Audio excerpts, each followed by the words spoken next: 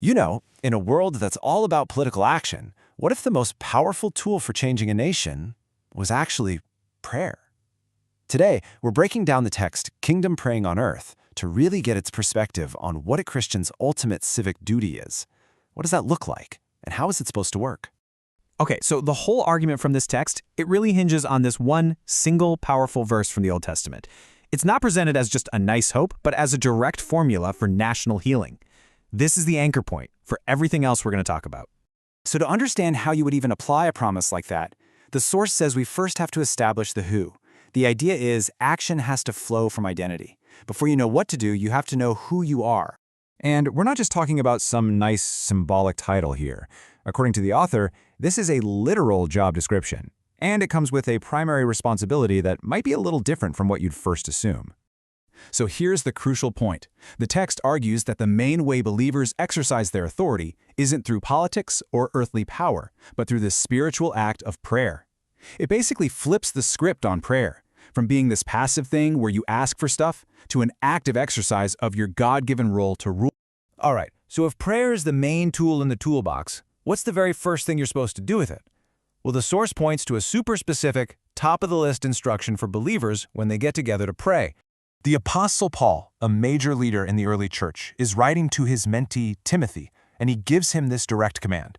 The source really zooms in on that phrase, first of all, arguing it's not a suggestion, it's literally the first order of business for a church's prayer life. And the command is incredibly specific. Yeah, it includes all men, but there's one group that Paul insists gets put right at the front of the line. And there it is, crystal clear. Pray for kings and for all who are in authority. In our terms today, that's presidents, prime ministers, members of Congress, mayors, anyone in government leadership. It's not supposed to be an afterthought. It's the mandated starting point. But why? Why them first? Is it just about making their lives better? Well, according to the text, the goal is way bigger than that. It has a very specific, tangible outcome in mind for everybody in society. The intended result? A stable, peaceful, and orderly society. A community where people can just go about their lives without chaos and disruption. The source argues that good government, which is influenced by prayer, creates these exact conditions. And this stability isn't just about being comfortable, right? The author connects these dots in a really interesting way. A peaceful society is basically the most fertile ground for the Christian message to be shared and actually heard. Bad government gets in the way of that mission. Good government makes it easier, so praying for good government becomes a strategic act. Okay, so beyond that primary act of prayer, what about the day-to-day stuff? This is where the source explores a believer's ongoing function in society, and it uses two really powerful metaphors from Jesus' Sermon on the Mount, salt and light. Think about it.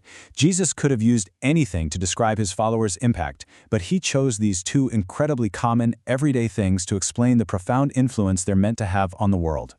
So you've got these two different jobs happening at the same time. Salt works on the inside, kind of like a preservative to slow down moral and social decay. It's an unseen influence. Then you've got light, which works externally, pushing back darkness just by being present. It's meant to be seen. So one force prevents decay, and the other one reveals truth. But here's the kicker. Jesus attaches this really stark warning. He says salt can lose its effectiveness and become, in his own words, good for nothing. And the sobering question the source poses based on this is if believers fail in their job to hold back corruption, what purpose are they actually serving in society? And all of this brings us right back where we started, full circle. The author presents what it sees as the ultimate solution, a clear, actionable remedy for healing a nation given directly by God. So again, this isn't just wishful thinking. The source presents it more like a divine contract. God himself lays out a four-part path for his people to follow if they genuinely want to see their land healed. And look at how specific these steps are. It's not vague at all. First, you gotta humble yourself, get rid of pride. Then, you pray. That's the engine of your authority. After that, you actively seek God, not just go through the motions. And finally, you genuinely repent, a real turning away from wrong actions.